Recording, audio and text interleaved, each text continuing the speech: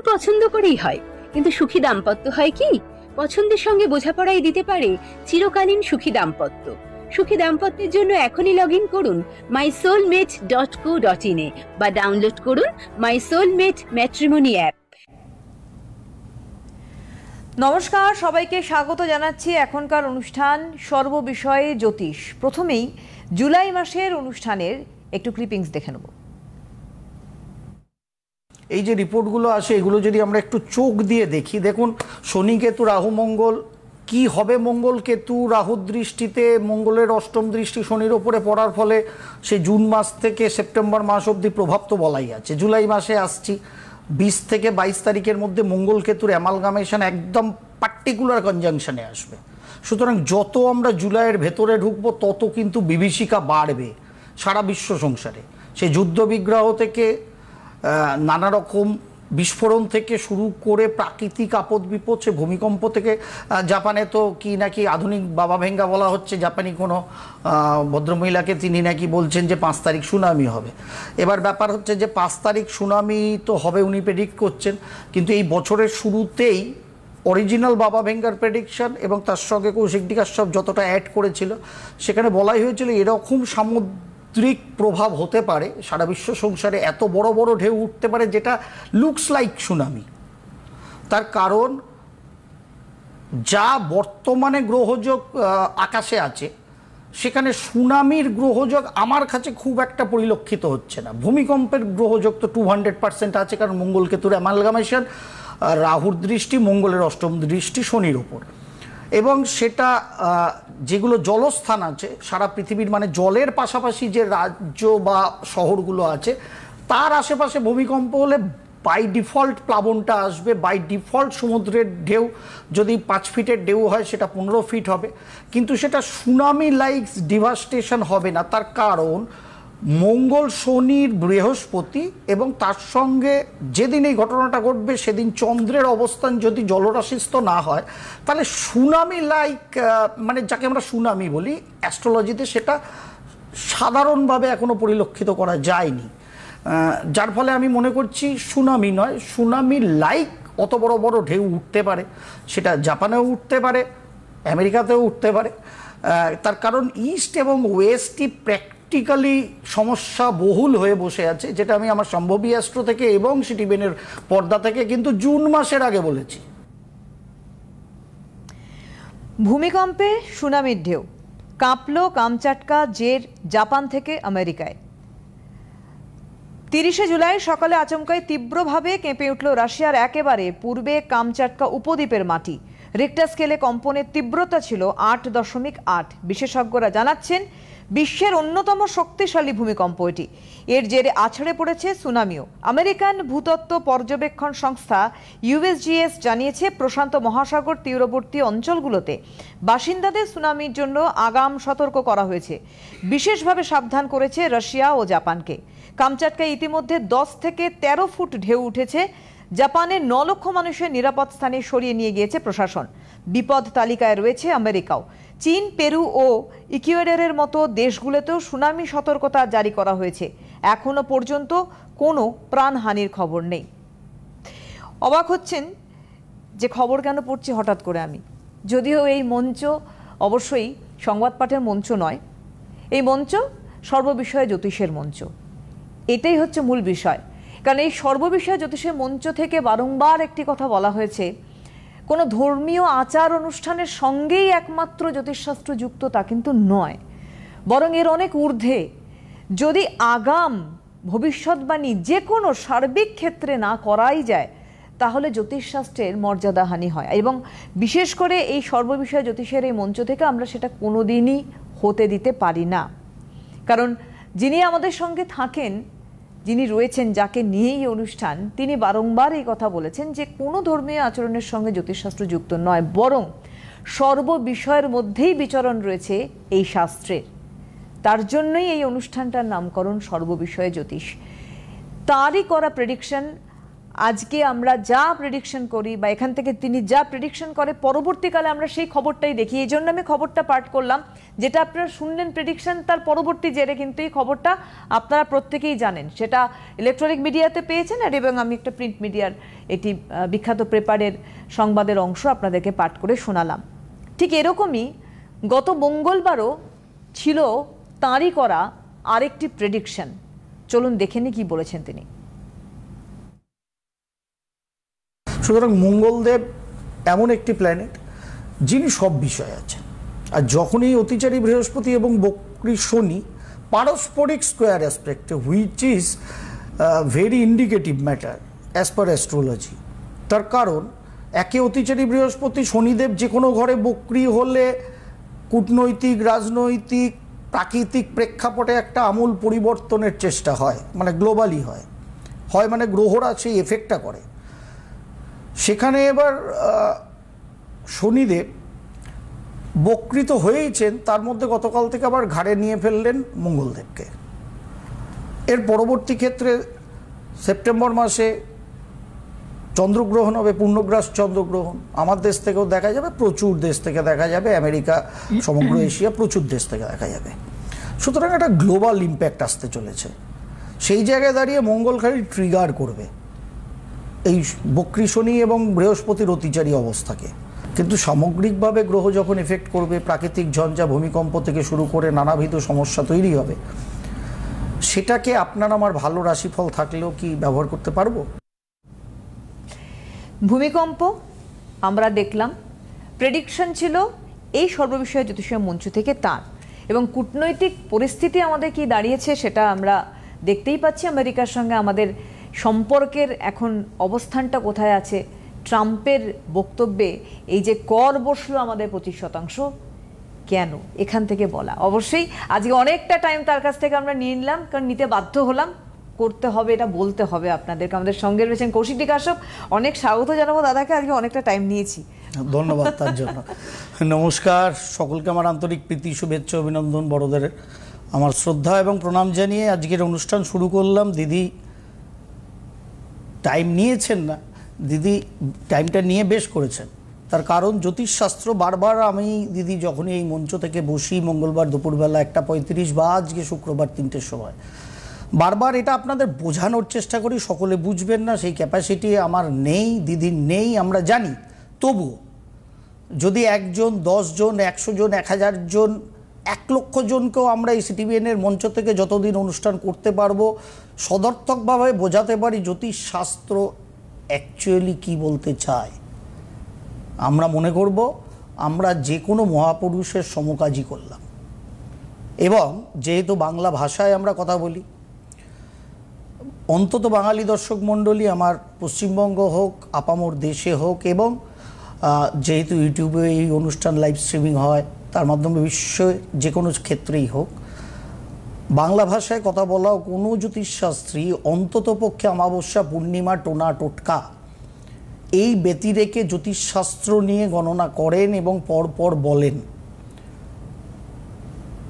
সম্পূর্ণ মিলবে, কারণ আমার নাম আধুনিক যুগের বাবা ভেঙ্গা নই, আমি পারবো না, নাস্তারাদামুস নই, পারবো না, কিংবা যারা মহান মানুষজন ছিলেন বা আছেন তাদের মতো নই।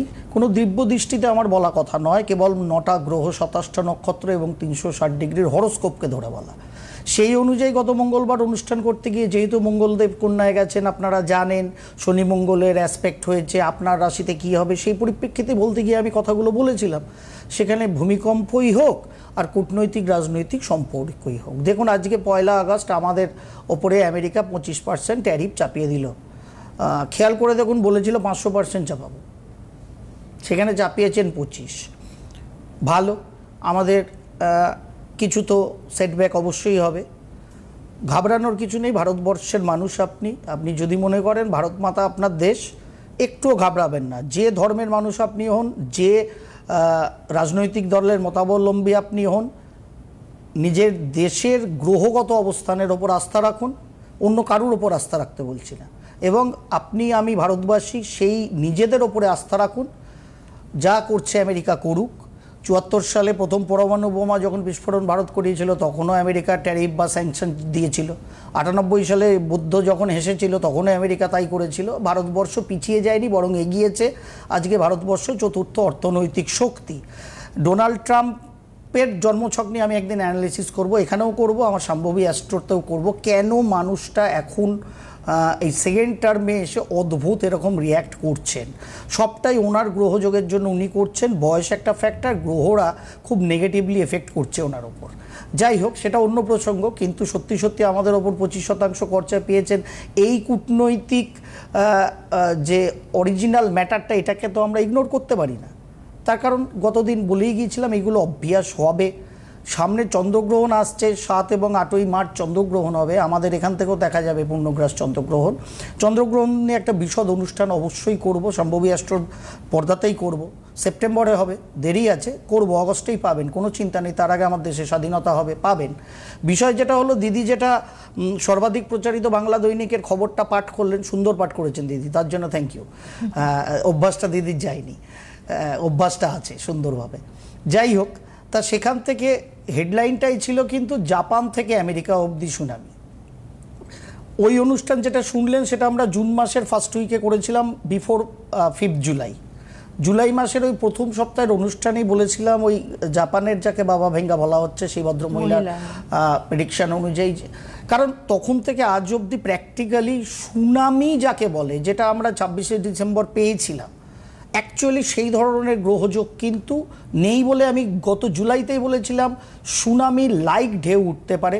এবং শুধু জুলাই না, যারা জানুয়ারি মাসে সম্ভবী অ্যাস্ট্রোর পর্দায় চোখ রেখেছিলেন তারাও শুনেছিলেন কথাটা, কারণ ওটা অরিজিনাল বাবা ভেঙ্গা। এবং আমার যতটুকুনি তার সঙ্গে অ্যাড অন করার প্রয়োজন, বর্তমান গ্রহগত অবস্থায় এই বছরটা কেমন যাবে বলতে গিয়ে সেই অনুযায়ী আমি বলেছিলাম না, কোনো সুনামিতে প্লাবন হয়ে যাওয়া, ভেসে যাওয়া, মানুষের ভয়ঙ্কর ক্ষয়ক্ষতি হওয়া, সেরকম কোনো গ্রহযোগ অবশ্যই দেখতে পাওয়া যাচ্ছে না। যার ফলে সুনামি লাইক ঢেউ, সত্যি 15 ফিটেরই ঢেউ উঠেছিল। আমি কথায় কথায় বলেছিলাম 3-5 ফুটের ঢেউটা 10-15 ফিট হতে পারে। জাপান টু আমেরিকা, এটাই কিন্তু অ্যালার্ম বেজেছিল সেদিন সকালবেলা যখন 30 তারিখ কামচাটকায় এই ভূমিকম্পটা প্যাসিফিক ওশেনের নিচে হয়েছিল। তার কারণ গ্রহগত অবস্থান থেকে আমরা এই অনুষ্ঠান থেকে বলে গিয়েছিলাম পূর্ব এবং পশ্চিম দুটো সাইডই এফেক্ট। একটুও দেখুন এদিক ওদিক হয়নি। ঘটনা ঘটেছে, বিজ্ঞানের হাত ধরে বিভিন্ন সংস্থা সব দেশকে অ্যালার্ট করেছে। পূর্বে জাপান, পশ্চিম প্রান্তে আমেরিকা, টোটাল বেল্টটাকে, প্যাসিফিক ওশেনের টোটাল বেল্টটাকে অ্যালার্ট করা হয়েছে, কিন্তু সব দেশকে অ্যালার্ট করা হয়েছে। কিন্তু তারপরে 10 ঘন্টা 15 ঘন্টা বাদে কিন্তু সুনামির অ্যালার্ট উইথড্র করা হয়েছিল। 30টা শহরে দেওয়া হয়েছিল সুনামির alert, total Japan to America সব সুনামির অ্যালার্ট কিন্তু উইথড্র করা হয়েছিল তারপরে। কারণ হবার নয়, সুনামি হবার নয়, প্রতিষ্ঠিত, এটা গ্রহগত দিক থেকে প্রতিষ্ঠিত। কোন কৈশিকী অমাবস্যা, কোন দীপান্বিতা অমাবস্যায় কি ফলমূল, কি ফুলবেল পাতা দিলে এগুলো বন্ধ করা যায় আমি জানি না, আপনারা জানেন, আপনারা করেন। তার কারণ আমরা বেসিক্যালি বুঝি না ভারতের সঙ্গে আমেরিকার কূটনৈতিক সম্পর্ক কিচ্ছু হয়নি। সামনের যে গ্রহণ আসছে না, একটা জাস্ট ওয়ান লাইনার আজকে বলে যায়, এটা ভবিষ্যৎবাণী না, ভবিষ্যৎবাণী আসবে পরে, সিটিভিএনও আসবে, সম্ভবী অ্যাস্ট্রো আসবে। তার কারণ এই সেপ্টেম্বর মাসের 7-8 তারিখ যে গ্রহণ হবে, তার পরবর্তী ক্ষেত্রে নেক্সট ইয়ার ফেব্রুয়ারিতে এবং মার্চে আবার সূর্যগ্রহণ, চন্দ্রগ্রহণ হবে। এই যে সেপ্টেম্বর টু মার্চ, এই সময় ভয়ঙ্কর অ্যালার্মিং জায়গায় 4টে দেশ থাকবে। তার মধ্যে প্রথম চন্দ্রগ্রহণের জন্য কিন্তু ভারতবর্ষ অ্যালার্মিং জায়গা থাকবে। আর টোটাল 3টে গ্রহণকে ধরে কিন্তু ভারত, আমেরিকা, চায়না এবং ইরান, এই 4টে দেশ ভয়ঙ্কর ভয়ঙ্কর রকম একটা অস্থির অবস্থার মধ্যে চলবে। তার মধ্যে ভারতের ম্যাক্সিমাম সেপ্টেম্বর, অক্টোবর, নভেম্বর। আগের দিনে আমি গত দিনেরই অনুষ্ঠান করতে করতে বলছিলাম যে এই বছরের প্র্যাকটিক্যালি নভেম্বর অবধি ধরতে হয় যদি নেগেটিভ টাইম পিরিয়ডকে আমি ধরি। কিন্তু এই ঘটনাগুলো গ্রহ নক্ষত্রের সংযোগেই ঘটে। এইগুলোর সঙ্গে রাশিফল আপনার আমার জেনে কি কোনো লাভ আছে? বুকে হাত দিয়ে আপনারা বলুন তো, কিছু আপনি আমি করতে পারবো? 25% ট্যারিফ চাপিয়েছে ভারতবর্ষের ঘাড়ে। স্বাধীন ভারতের কর্কট রাশির হরস্কোপ তার ঘাড়ে চেপেছে। এবার কর্কট রাশি নয় যাদের, আমাদের সকলেরই কর্কট রাশি নয়, দিদিরও নয়, আমারও নয়, তাহলে কি আমরা বেঁচে গেলাম? আমরা তো দেশেরই লোক।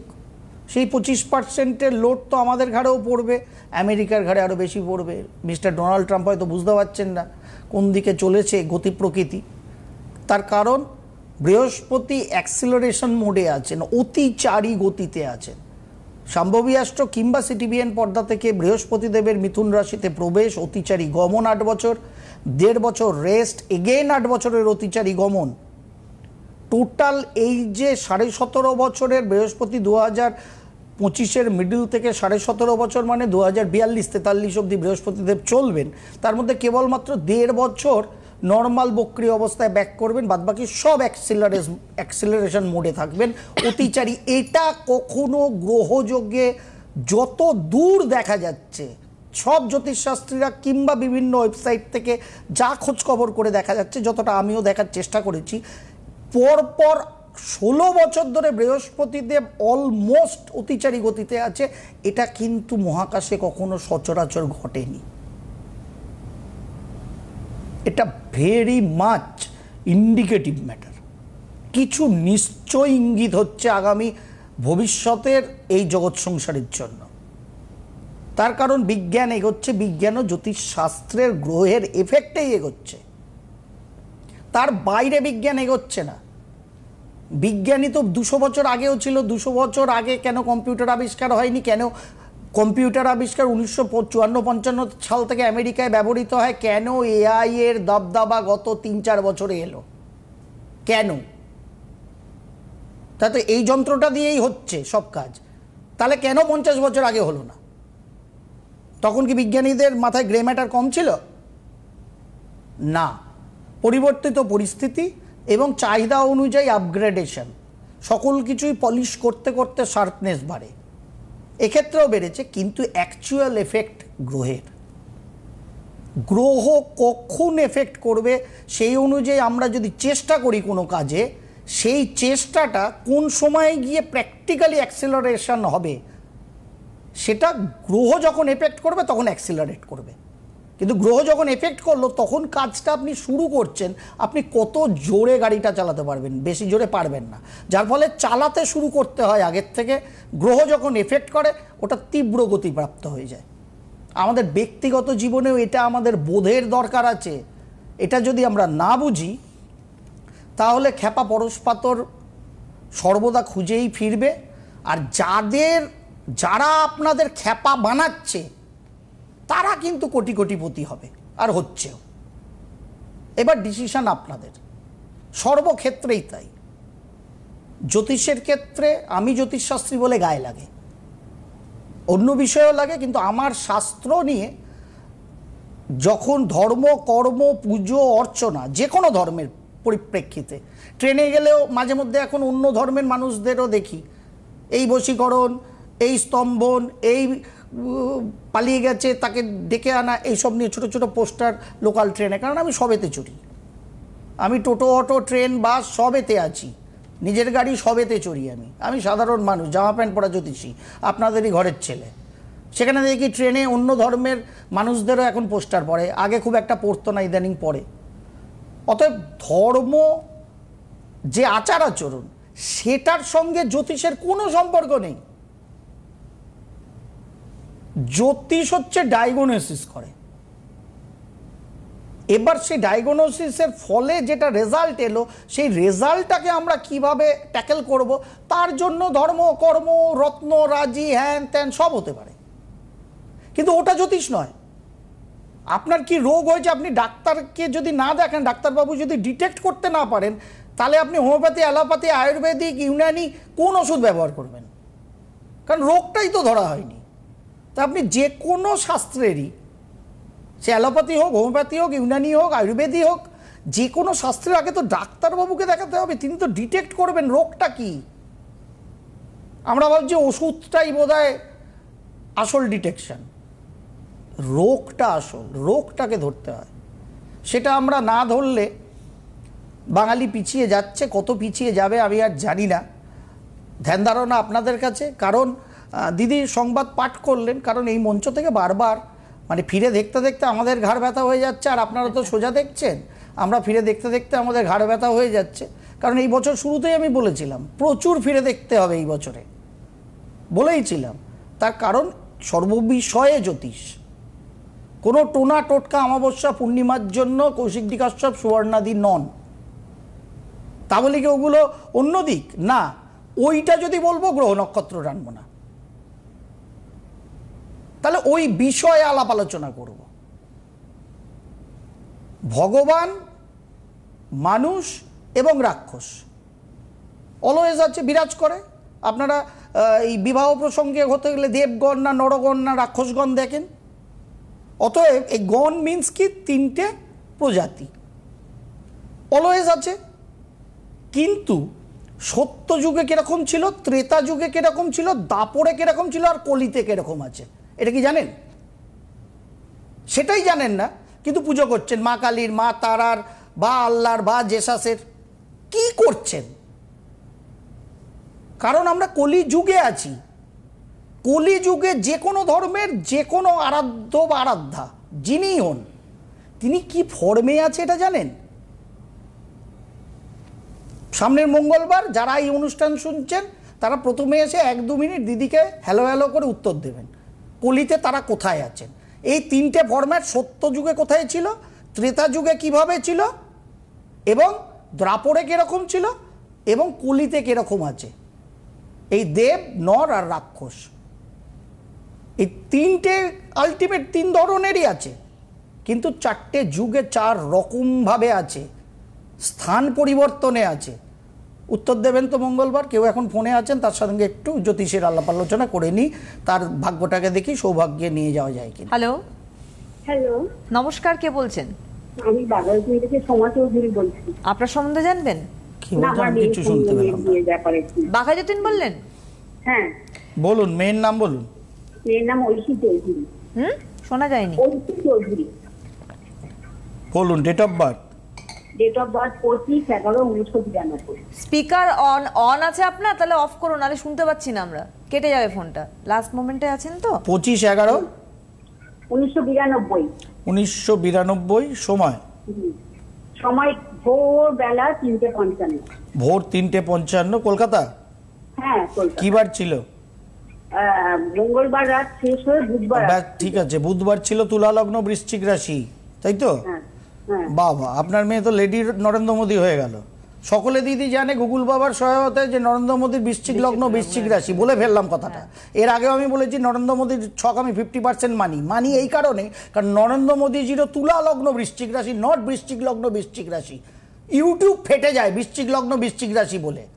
আর আমাদের মুখ্যমন্ত্রীর মেষ লগ্ন আর বৃষ রাশির এতে ভুল, এটাই জ্যোতিষশাস্ত্রীরা ধরতে পারে না, সেটা নিয়ে ইউটিউব ফাটিয়ে দিচ্ছে, পডকাস্ট ফাটিয়ে দিচ্ছে। সেটা শুনে শুনে আপনারা ভাবছেন সব হয়ে যাবে। যাই হোক, বলুন দিদি, আপনার কি জানার আছে বলুন। 92 সালে জন্ম, মেয়ের বিয়ে দিয়েছেন? না, মেয়ের বিয়েটা কিছু। হ্যাঁ, ওই জায়গাটাই তো সমস্যা। সেকেন্ড হাউসে রবি, বুধ, চন্দ্র, রাহু বসে আছে, অষ্টমে কেতু, সপ্তমপতি নিচস্থ। চরমভাবে ওই জায়গাটার একটা সমস্যা অবশ্যই আছে, যার ফলে বিয়েটায় এত লেট হচ্ছে। মোটামুটিভাবে সামনের বছর বৈশাখ মাসের পর থেকে বিয়ের জন্য জায়গা তৈরি হবে। দেখতে এখন থেকেই শুরু করতে হবে। সেকেন্ড হাউসে চন্দ্র, বুধ এবং রবি, রাহুর যে গ্রহণ দোষটা হয়ে বসে আছে, ওটাকে একটু শান্তি প্রতিবিধান করতে চেষ্টা করতে বলুন। প্রত্যেক মঙ্গলবার নিরামিষ খেতে বলুন আপনার মেয়েকে, ঠিক আছে? ধীরে সুস্থে দেখে শুনে সঠিক বিচার বিশ্লেষণ করেই কিন্তু বিয়ে দিতে হবে। কারণ বারবার আমি বলি, মঙ্গল দোষের থেকে অনেক খতরনাক গ্রহযোগ বিবাহের ক্ষেত্রে দ্বিতীয় অষ্টম ঘরে রাহু কেতুর অবস্থান। আপনার মেয়ের জন্মছকও সেটাই হয়ে বসে আছে, যার ফলে 92 সালে জন্মের মেয়ে এখনো অবধি বিয়ে দিতে পারলেন না। ও কর্ম করে তো, আর হাতে সময় নেই আমার। হ্যাঁ করে, ঠিক আছে? এই জায়গাটাকে একটু মেরামত করুন, সঠিকভাবে জন্মছক সংখ্যাতাত্ত্বিক বিচার বিশ্লেষণ করে বিবাহ দেওয়ার চেষ্টা করবেন। তাহলে সামনের বছর বৈশাখের পর থেকে বিয়ে হওয়ার একটা চান্সেস শুরু হয়ে যাবে। ঠিক আছে ম্যাম? একেবারেই অনেক ভালো ধন্যবাদ আপনাকে জানাই, এবং আমাদের হাতে সময় শেষ। অবশ্যই 13 দুর্গাপুর এবং 14 বর্ধমান চেম্বার রয়েছে, আগামীকাল তো খড়দা রয়েছে। অনেক একদম। ধন্যবাদ দাদাকে, ধন্যবাদ আপনাদের জানাই, নমস্কার।